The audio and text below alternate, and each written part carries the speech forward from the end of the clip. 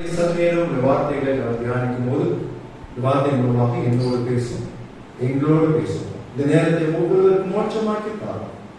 இயேசுவை கேட்கிறோம் அன்புள்ள பிதாவே, ஆமென். அல்லேலூயா. கர்த்தருக்கு ஸ்தோத்திரம். ஆராதனையை ஆரம்பிக்கும் போது எப்பொழுதும் எனக்கு வருகின்ற ஒரு அவிசுவாசம் இன்றைக்கும் வந்தது. நேற்றைய தினத்திலே கிறிஸ்துமஸ் தினம், நிறைய தினம் வந்தது. நான் நேற்று உங்களுக்கு அறிவிப்புல சொல்லும்போதே அதை சொன்னேன். அது நாளைக்கு ஞாயிற்றுக்கிழமையாச்சு வீட்டுக்கு வரணுமா அப்படின்னு யோசனை வரும். அதனால நிறைய பேர் ஆப்சென்ட் ஆகிறதுக்கு வாய்ப்புகள் இருக்குது. கடைசி ஓய்வு நாள் இந்த வருடத்திலே கத்தக்கிருபையை தந்திருக்கிறார், வாங்க என்று ஒரு அழைப்பு கொடுத்திருந்தேன். இந்த நாளிலே நீங்கள் அநேகர் வந்திருக்கிறீர்கள். கத்தருக்கு மகிமை உண்டாவதாக. அல்லேலூயா. கர்த்தர் ரொம்ப நல்லவர். பொதுவாக வார்த்தைகளை நாம் கேட்கும் போது அதை ரொம்ப கவனிக்கணும், ரொம்ப முக்கியம். ஆரம்பத்திலிருந்து கடைசி வரைக்கும் ஒவ்வொரு நிகழ்வுமே கர்த்தருடைய செயல்பாடுகள் எல்லாமே கர்த்தர் தான் நம்மை நடத்தி கொண்டிருக்கிறார். அதை நீங்க மறந்துவிடக்கூடாது.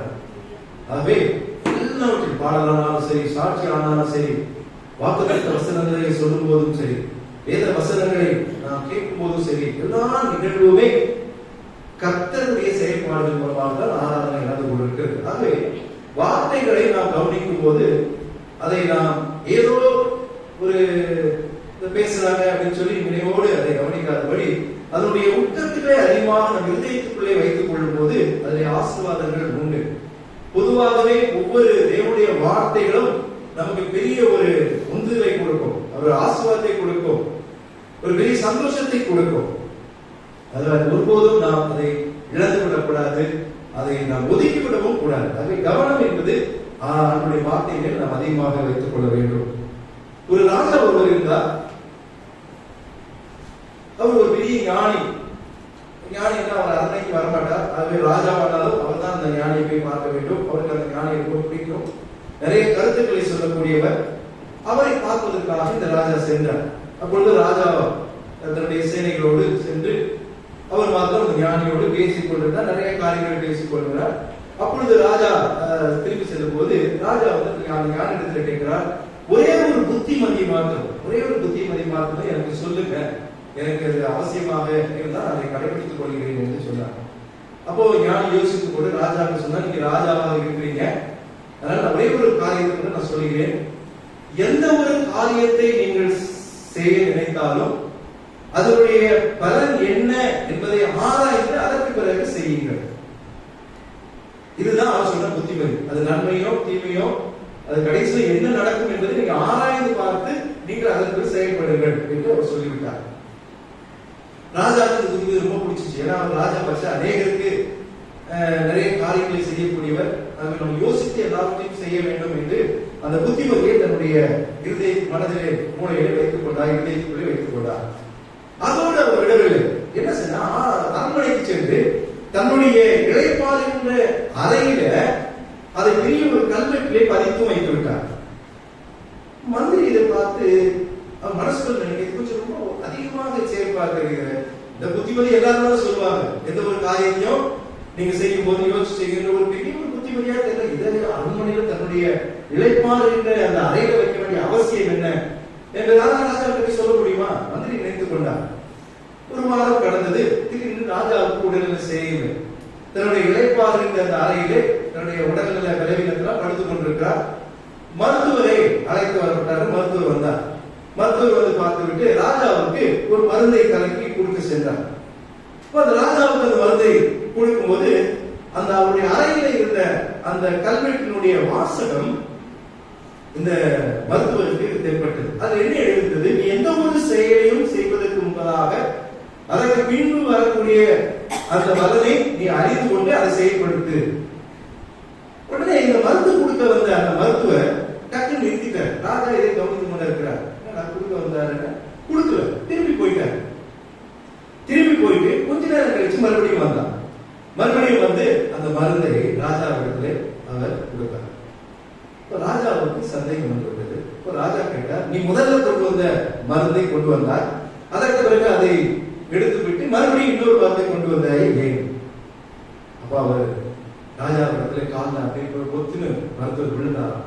ராஜா என்னை மன்னித்து விடுங்கள், தளபதியாரும் இந்த நாட்டினுடைய தளபதி அவர் உங்களை கொல்லும்படியாக என்னிடத்திலே அவர் பணத்தை கொடுத்து, இல்லை என்றால் மிரட்டலையும் கொடுத்து, நீங்கள் எப்படியாவது ராஜாவை கொண்டு விட்டு இந்த ராஜ்யத்தை நான் கொடுத்து விடும் என்ற விஷத்தை கொடுக்கும்படியாக அவர் எனக்கு கட்டளையிட்டார். அதை செயல்படுத்துவதற்காக நான் வந்தேன்.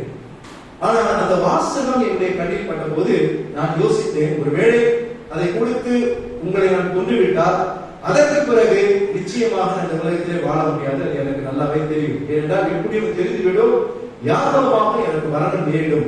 அதனுடைய பின்னே வரக்கூடிய பலனை நான் யோசித்தேன். உடனே என்னுடைய முடிவை மாற்றிக்கொண்டேன். ஆகையதான் நான் போய் உண்மையாகவே கொடுக்க வேண்டிய மருந்தை நான் கலந்து கொண்டு வந்தேன் என்று சொன்னார். ராஜா புரிந்து கொண்டாராம். அந்த கல்வெட்டு வைத்து நிறுத்தமாக எவ்வளவு பெரிய நமக்கு ஒரு கிருபை கிடைத்தது. இது மந்திரத்தில் சொல்லும்போது மந்திரியும் ஏற்றுக்கொண்டாராம். உண்மைதான் ராஜா, நீங்க அந்த கல்வெட்டை வைத்தது, அந்த வாசகத்தை நீங்கள் வைத்தது உண்மையாகவே நல்லது. யோசிச்சு பார்க்க, ஆண்டுடைய வார்த்தை இதை காட்டிலும் வேளாண் சின்ன ஒரு அந்த புத்திமதியிலே இவ்வளவு ஆசீர்வாதங்கள் இருக்குன்னா, ஆண்டுடைய வார்த்தை விலைமதிப்பற்றதால் அதை நாம் எவ்வளவு தூர்ந்து கவனிக்கணும். யோசிச்சு பாருங்க, இந்த இருதயத்தை ஒரு காதல வாங்கி ஒரு காதல் விடுவதல்ல தேவனுடைய வார்த்தை. அதுக்கு எவ்வளவு காரியங்கள் இருக்கு, அதை செய்யும். ஆனா தேவனுடைய வார்த்தையை இரு காதுகளில் வாங்கி எவ்வளவு போனோம், இருதயத்துக்குள்ள நீங்க வைக்க. சரி, நேற்று தான் தேவனுடைய வார்த்தையை பகிர்ந்து கொண்டேன். இன்றைக்கு எந்த வார்த்தை சொல்லுவது என்பதை நான் யோசித்த போது, வேதாகமத்திலே அநேக தேவனுடைய மனிதர்கள் இருக்கிறார்கள். நல்ல கேரக்டர், நல்ல சிறப்பான மனிதர்கள் நிறைய பேர் இருக்கிறார்கள். அதுல உங்ககிட்ட கேட்டா உங்க ஒவ்வொரு பேருக்கும் வேதாகமத்தில் எல்லாருமே நல்ல மனிதர்கள் வருகிறாங்க. அது ஒரு சிலர் நான் முன்னாடி சொல்ல முடியும். அதுல எனக்கு ரொம்ப அதிகமாக பிடித்த ஒரு மனிதர் யாருன்னா யோபு. அதனால அதுக்கு பேர் வைத்து மனிதர்கள் மாணிக்கம். உண்மையாகவே வேதாகமத்திலே சொல்லப்பட்ட அநேக மனிதர்களுக்குள்ளே ஒரு மாணிக்கமாக இருந்த ஒரு மனிதர் யாருன்னா அது யோபு. யோபுடைய வாழ்க்கை உண்மையிலே நமக்கு ஒரு ரோல் மாடல். நமக்கு ரோல் மாடல் சொல்லி யாரையும் கேட்டீங்கன்னா நீங்க என்ன சொல்லி யார் சொல்லுவீங்க? ஒவ்வொருத்தரும் ஒவ்வொரு விதமா சொல்லுவாங்க. சில நடிகரை சொல்லுவாங்க, சில அரசியல்வாதி சொல்லுவாங்க, சில பெற்றோர்கள் கூட சொல்லுவாங்க, சில வாத்தியார்களை சொல்லுவாங்க, என்ன வேணா சொல்லுவாங்க. ஒரு பெரிய மீட்டிங் ஒன்று நடந்தது, இந்த மாதிரி ஆண்டவருடைய கிறிஸ்தவ மீட்டிங்.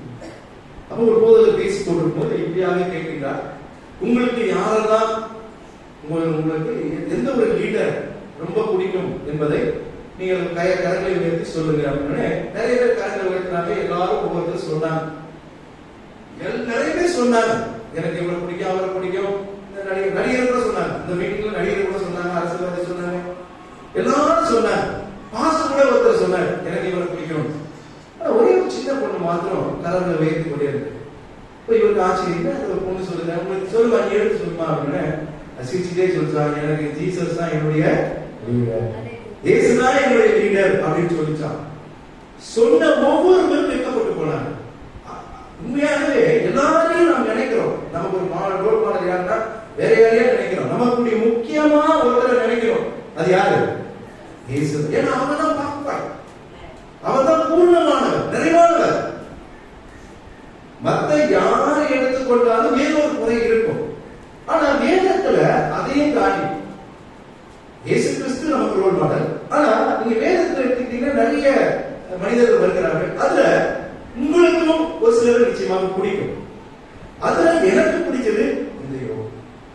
அதுதான் இன்னைக்கு அந்த யோபு எப்படிப்பட்ட மனிதனாக இருந்தான், ஏன் அவன் மனிதர்கள் மாணிக்கம் என்று நான் அவனுக்கு பேரிட்டேன் என்று சொல்லி அவர்களுக்கு ஒரு 3 குணாதிசயங்களை நான் உங்களுக்கு பகிர்ந்து கொள்ள ஆசைப்படுகின்றேன்.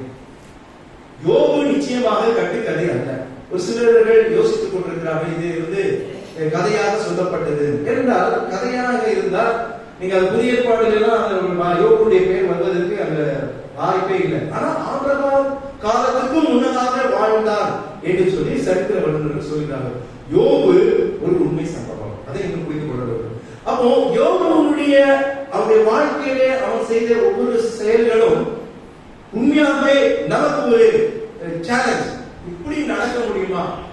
நிறைய பேர் பரிசுத்தவான்கள் இருக்கிறாங்க, ஆனா யோபு மாதிரி வாழ்வது ரொம்ப கடினம், நிச்சயமாக முடியாது. அதுதான். ஆனா அப்போ அவரை பற்றினால ஒரு சில காரியங்களை இந்த வருடம் இறுதியில வந்திருக்கிறேன்னா, முடிக்க போகின்றனா, யோபுவை பற்றி இன்னும் அதிகமாக அறிந்து கொண்டால் நாம் புதிய வருடத்துக்குள்ள பிரவேசிக்கும் போது நமக்கு ஒரு புதிய சக்தியை இந்த வார்த்தைகள் நிச்சயமாக தரும் என்பதே சந்தேகமே இல்லை. ஆகவேதான் மனிதர்கள் மாணிக்கம் என்று சொல்லி யோபுவை நான் சொன்னேன். யோபுவை பற்றி சொல்லும்போது முதல் வசனம் வாசிங்க, 1:1. யோபு கட்டுக்கதையா இருந்தா தேசம் தான் வராது, நல்லா புரிந்து கொள்ள வேண்டும். அது யோபு என்பது உண்மை சம்பவம். இருந்தால் எப்படிப்பட்டவன் பாருங்க, உத்தமன், சன்மார்க்கன், பயந்தவன், பாவத்துக்கு விலகிறவனாய். எப்பேற்பட்ட ஒரு நல்ல ஒரு மனிதன் யோபு. அவனுடைய வாழ்க்கையிலே அவன் சந்தித்த காரியங்கள் பயம். உங்களுக்கு யோபு பத்தி எல்லாருமே தெரியும். ஆனா தனக்கு எதிராக வந்த எல்லா சூழ்நிலையிலும் அவன் சிறப்பான குணத்தோடு அவன் வாழ்ந்தான் என்று வேதம் சொல்கிறது. அது ஒரு 3 குணாதிசயங்களை நான் சுருக்கமாக சொல்லி நான் கடந்து போக ஆசைப்படுகிறேன். முதலாவதாக யாக்கோபு 5ஆம் அதிகாரம் 11வது வசனத்தை வாசிங்க. யாக்கோபு 5ஆம் அதிகாரம் 11வது வசனத்தை யாராவது வாசிங்க. இதோ பொறுமையாய் இருக்கிறவர்களை பாக்கியவான்கள் என்கிறோமே. யோபின் பொறுமை குறித்து கேள்விப்பட்டிருக்கிறீர்கள். கர்த்தருடைய செயலின் முடிவையும் கண்டிருக்கிறீர்கள். கர்த்தர் மிகுந்த உருக்கமும் இரக்கமும் உள்ளவராய் இருக்கிறார். இங்கே யாக்கோபிலே எழுதுகின்றவர் என்ன சொல்கிறார்? யோபுடைய பொறுமையை பற்றி கேள்விப்பட்டிருக்கிறோமே, அவருடைய முடிவையும் நாம அறிந்திருக்கிறோம். என்ன முடிவு? இரட்டத்தனையான வேற வாசிக்க கேட்ட 42ஆம் நீங்க அதை படிச்சு பாருங்க. இழந்து போன ஆடுகள் அப்படி இரட்டத்தனையா வருது, இழந்து போன கழுதைகள் இரட்டத்தனையா வருது, இழந்து போன ஏமாடுகள் இரட்டத்தனையாக வருது. ஆனா பிள்ளைகள் 10 பேரை 20 வந்திருக்கணும். 10 பிள்ளைகள் மறித்து போனாங்கல்ல, 7 குமாரர் 3 குமாரர். ஆனா அந்த 10 பேர் தான் ஆண்டவர் கொடுத்தார். இல்ல எவ்வளவு பெரிய ஆசீர்வாதம் பாருங்க. இந்த முடிவை நீங்க பார்த்திருக்கீர்கள். யாக்கோபுல சொல்ற ஏன் தெரியுமா? யோபுடைய பொறுமை. இன்னைக்கு அதுதான் நமக்கு விஷயம். நம்முடைய வாழ்க்கையில நிதானத்தை நாம் இழந்து விடுவதனால பலவிதமான ஆசீர்வாதங்களை நாம் இழந்து விடுகிறோம். எப்போ நிதானத்தை இழக்க தெரியுங்களா? பிரச்சனை நமக்கு வரும். பிரச்சனைகள் வரும்போது, சஞ்சலங்கள் வரும்போது, வியாதிகள் வரும்போது, தவிப்பு வரும்போது, கஷ்டங்கள் வரும்போது, கண்ணீர்கள் வாழ்க்கையிலே வரும்போது நாம் நிதானத்தை இழக்கிறோம். ஒருபோதும் நம்முடைய நிதானத்தை நாம் இழக்கவே கூடாது. வேதத்துல இந்த பெண்ணுடைய பெயரை சொன்னா ஒரு சிலருக்கு பிடிக்காது. யார் தெரியுமா? அபிகாயில். நாபால் என்கிறவனுடைய மனைவி பெயர் அபிகாயில். எத்தனை பேர் நீங்க வேதத்துல அதுல அந்த கேரக்டரை நீங்க அறிந்திருக்கிறீர்கள் எனக்கு தெரியாது. 1 சாமுவேல் 25ஆம் அதிகாரத்தை வீட்டுல போய் நீங்க படிச்சு பாருங்க. வேதம் சொல்கிறது அபிகாயில் அழகானவள் மாத்திரமல்ல, அவ எப்படி இருந்தா? மகா புத்திசாலியா இருந்தா. ஹல்லேலூயா. அந்த மகா புத்திசாலித்தனத்துக்கு காரணம் என்ன தெரியுமா? அவ வாழ்க்கையில கடைபிடித்த நிதானம். பிரச்சனைகள் வரும்போது, தன்னுடைய குடும்பத்திலே ஒரு பிரச்சனைகள் வரும்போது அது ரொம்ப ஒரு பொறுமையோடு அவர் கையாளுகின்ற அந்த பக்குவம் தான் மகா புத்திசாலி என்று வேதம். நான் சொல்றேன், வேதம் சொல்கிறது அபிகாயிலை குறித்து வேதம் சொல்கிறது அவர் மகா புத்திசாலி. இந்த சம்பவத்தை சுருக்கமாக நான் சொல்லி நான் அடுத்த காரியத்துக்கு கடந்து போக விரும்புகிறேன். உங்களுக்கு தெரியும், தாவீது நிறைய ஆடுகளை வைத்திருந்தார். அதை அந்த ஆடுகளை சீர்படுத்துவதற்காக ஒரு வேலைக்காக தனக்கு தெரிந்த இந்த நாபால் இடத்துல நிறைய வேலைக்காரர்கள் இருந்தார்கள். ஆகவே தாவீது ஒரு 10 பேரை அனுப்பிச்சு அவர்களிடத்திலே போய் அந்த உதவிக்காக அழைக்கின்றான். நீங்க வீட்டுல நல்லா தெளிவா நீங்க படிச்சு பாருங்க. அப்ப அந்த 10 பேர் போறாங்க. தாவீது சொன்ன வார்த்தையை நாபால் இடத்துல சொல்லுகிறார். நாபால் எப்படிப்பட்டவன் அங்க சொல்றதுன்னா, அவன் மகா கொடியவன். ஆனா அவனுக்கு ஆற்றல் வாய்ந்த அபிகாயில் எப்படிப்பட்டவள்? மகா புத்திசாலி. ஏன்னா எப்பவுமே நாபால் இடத்துல பொறுமையே கிடையாது. எதற்கு எடுத்தாலும் உடனே என்ன பண்ணுவோம்? கோபம் அடைந்து விடுவான், நிதானத்தை இழந்து விடுவான், பொறுமையை இழந்து விடுவான். தாவீது இப்படி சொல்லியிருக்கான் என்று அந்த வாலிபர்கள் வந்து சொல்லும் போது அவன் என்ன சொல்றான்? நீங்க பாருங்க, வாசிங்க. 1 சாமுவேல் 25ஆம் அதிகாரம் 9ஆம் வசனத்தை வாசிங்க. தாவீதின் வாலிபர் போய்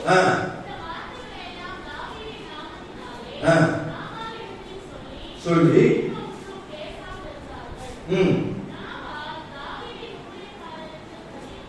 என்ன சொல்ற பாருங்க. நாபால் சொல்ற வார்த்தை பாருங்க.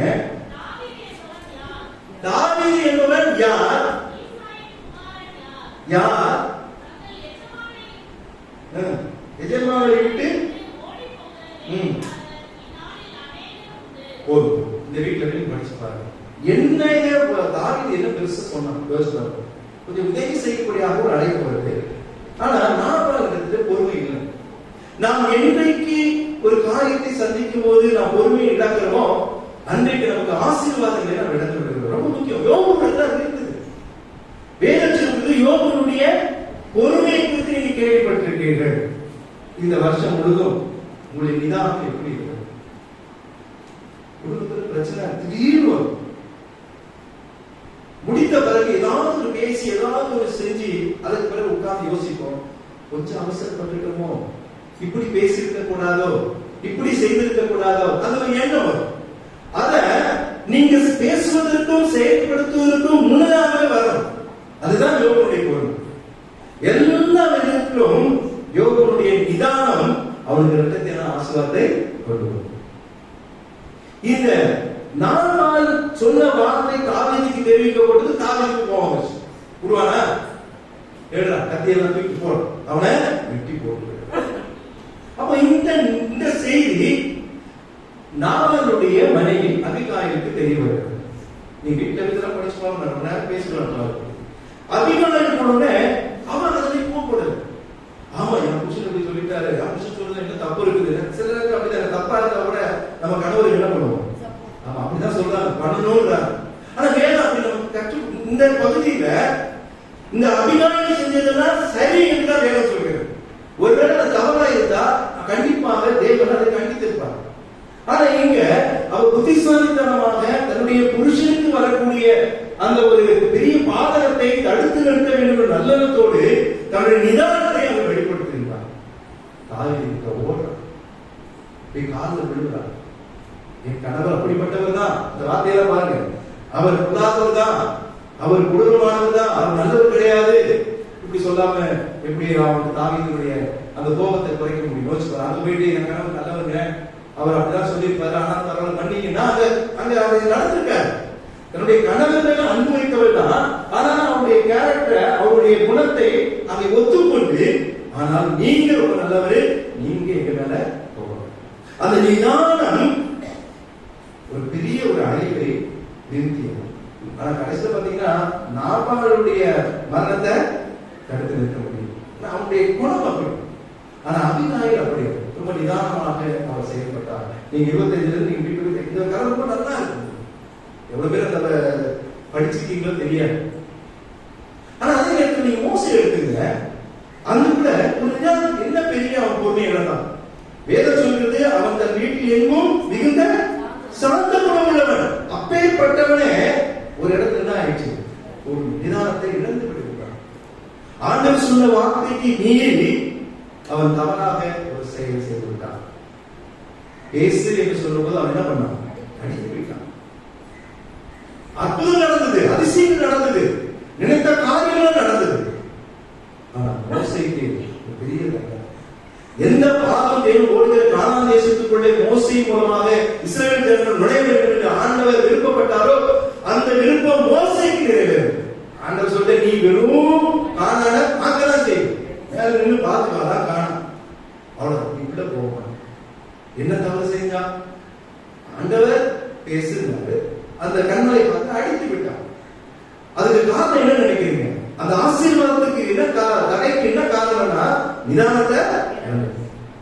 நம்முடைய வாழ்க்கையில நிதானம் அவசியம். இந்த 2021 ஆண்டு முடிக்க போகும். புதிய வருடத்துக்குள்ளே அடுத்த வாரம் நம்ம ஓய்வு நாள் புதிய வருடமாக ஆராதிக்க வருகிறோம். நம்முடைய பொறுமை எப்படி இருக்கு? பிரச்சனை வீட்டில் நிறைய வரும். புருஷன் மூலமா வரும், மனைவி மூலமா வரும், பிள்ளைகள் மூலமா வரும், சூழ்நிலைகள் மூலமா வரும், வியாதிகள் மூலமா வரும். நீங்கள் ஒருபோதும் தேவனுடைய பிள்ளைகள் நிதானத்தை இழக்கக்கூடாது. யோபு அப்படிதான். யோபுவை மாதிரி மனிதருள் மாணிக்கம். மனிதருக்கு எவ்வளவு பெரிய பிரச்சனை இருந்தாலும் தன்னுடைய நிதானத்தை எல்லாவற்றையும் இழந்திருக்கிற சூழ்நிலையிலும் அவர் இழக்கிறார். அவர் முதலாவது யோபு நடந்த இந்த நல்ல குணம் தான். சரி, இரண்டாவதாக என்ன குணம் இருந்தது? யோபு 1ஆம் அதிகாரம் 21, 22 வாசிங்க. வந்தேன், எப்படி நிர்வாணியாய் வந்தேனோ அப்படியே நான் போக போகிறேன். கர்த்தர் கொடுத்தார், கர்த்தர் எடுத்தார். இந்த வார்த்தையை நான் யாருமே சொல்றேன். அதுதான் சொன்னேன், ஒரு சேலஞ்சான கேரக்டர் யாருன்னா யோபு தான். பெரிய பணக்காரர், கோடீஸ்வரன், எல்லா சொத்துக்களையும் உடையவன், நல்ல உறவுகளை உடையவன், நல்ல நண்பர்களை உடையவன், எல்லாம் இருந்ததுங்க. ஒரு நொடி பொழுதுல எல்லாமே போச்சு. எப்படி இருக்கு யோசிச்சு பாருங்க. ஆனா இந்த சூழ்நிலை கூட தன்னுடைய நிதானத்தை மாத்திரமல்ல, எல்லாவற்றையும் பாவம் செய்யவும் இல்லை, தேவனை பற்றி நிந்திக்கலங்க. நம்ம வாயில வரக்கூடிய முதல் வார்த்தை என்ன தெரியுமா? இந்த ஆண்டவருக்கு ஏதோ நாம யோபு மாதிரி, யோபு காட்டில் பரிசுத்தவான்கள் மாதிரி, அப்பேற்பட்ட பரிசுத்தவானே ஒண்ணுமே இல்லாம நிம்மதியா இருக்கிறானே. அப்ப உங்களுக்கும் எனக்கும் ஆண்டவர் எவ்வளவு பொல்லாத காரியங்களை அனுமதிக்கணும் யோசிச்சு பாருங்க. ஆனா சின்ன காரியம் வந்தாலும் உடனே நம்ம சொல்லிடுவோம், இன்னும் நம்ம ரொம்ப நல்லா மாதிரி, எனக்கு ஏன் இந்த கஷ்டம் வந்துச்சு? உனக்கு தான் வரும், வேற யாருக்கும் வரும், உனக்கு தான் வரும் கஷ்டம். யோபுக்கு அப்படிதான் வந்துச்சு. யோபு அப்படி நினைச்சிருந்தாருன்னா என்ன நடந்தது யோசிச்சு பாருங்க. இன்னைக்கு பேசணும், யோபு பத்தி பேச வேண்டிய அவசியமே இல்லை. வேதாளத்தில் ஒரு மாணிக்கமாக திகழ்ந்தவர் யோபு. ஏன் எனக்கு பண்ணிட்டீங்க? நான் எவ்வளவு பக்தி உள்ளவனாக இருந்தேன். அவன் மாத்திரமல்ல, தன்னுடைய சார்ந்த பிள்ளைகளையும் மனைவியையும் அவன் பக்தி உள்ளாக நடத்தினவன். சிறப்பான ஒரு மனிதர். இன்னைக்கு எல்லாம் இழந்து இருக்கிறான். ஏற்பாடு போச்சு, கழுத போச்சு, ஆடுகள் போச்சு, தன்னுடைய வேலைக்காரர்கள் போச்சு, தன்னுடைய 10 பிள்ளைகளும் போச்சு. சரி, உடம்பான சுகமா இருக்க கிடையாது. எப்படி இருக்கிறான்? ஒரு சிரட்டையா பட்டாங்குச்சி போடா போடு ஓடி எடுத்து என்ன பண்றான்? சுவாமி கொண்டிருக்கிறான். எப்படி இருந்தான்? இப்ப எப்படி இருக்கிறான்? ஆனா ஒரு வார்த்தை கூட ஆண்டவரை குறித்தவன் குறை சொல்லவே இல்லை. தன்னுடைய வாயினால ஒரு குறையை சொல்லாதவன் யோபு. தன்னுடைய மனைவி கூட அந்த இடத்துல சொல்றார், தேவனை தூஷித்து ஜீவனை விடு. நான் அன்னைக்கு அதான் சொன்னேன். ஆண்டவர் பயங்கரமான ஆள், பயங்கரமானவர். ஆமா, அவருக்கு தெரியும். உன் மனைவியை கூட ஆண்டவர் என்ன பண்ணிருக்கான்? 10 குமாரர்கள் இறந்து போனாங்கல்ல, கூட யாரும் இறந்து போன வச்சிருக்காங்க. ஆனா விட்டுட்டாரு. எதுக்கு விட்டாரு? யோபுவை கவனிக்கணும், அப்படித்தானே நம்ம எடுத்துக்கணும். ஆனா அதோடு இன்னொன்று இருக்குது, கூட இருந்து இன்னும் அதிக இம்சப்படுத்தணும். யோபுவை அவன் கொஞ்சம் சந்தோஷப்படக்கூடாது. இது பிசாசு மூலமாக நடந்தது. ஆண்டவர் அனுமதிக்கிறார். உடனே சொல்லுவாங்க யோபுடைய மனைவி ரொம்ப பொல்லாதவர்கள். நல்ல கிடையாது. அவங்க தன்னுடைய புருஷன் படுகின்ற அவஸ்தையை பார்க்க மனதில்லாம அந்த வார்த்தை சொல்ல மிகுதியான வார்த்தையை வெளிப்படுத்துகிறார். தேவனை தூஷித்து ஜீவனை விடுன்னு சொல்லாம நீங்க பேசாம செத்து போயிடுங்கன்னு சொல்லிருந்தாங்க பரவாயில்ல. தேவனை தூஷித்து ஜீவனை விடுன்னு சொல்லும் போதுதான் இவருக்கு கோபம் வந்துச்சு. தன்னுடைய வாயினாலே ஒரு குறைவும் ஆண்டவரை குறித்து சொல்லாதவர், தன்னுடைய வாயினாலே ஒரு பாவம் செய்யாதவர், இதை சகிக்க முடியுமா? தன்னுடைய மனைவி சொன்ன உடனே அவனுக்கு கோபம் வந்துச்சு. வைத்தியக்காரி மாதிரி பேசு. ஆண்டவருக்கு நன்மை பெற்ற நாம் தீமையும் பெற வேண்டாமா? இந்த ஒரு செயல்பாடு நமக்கு வேணுங்க. வெறும் நன்மை பார்த்து நிறைய பேர் பின்வாங்கி போனதுக்கு என்ன காரணம்? நிறைய பேர் ஆண்டவருக்குள்ள வராங்க, ஏதோ ஒரு எதிர்பார்ப்போடு வராங்க, அங்கதான் அவங்க திரும்பி போயிடுறாங்க. ஆண்டவருக்கு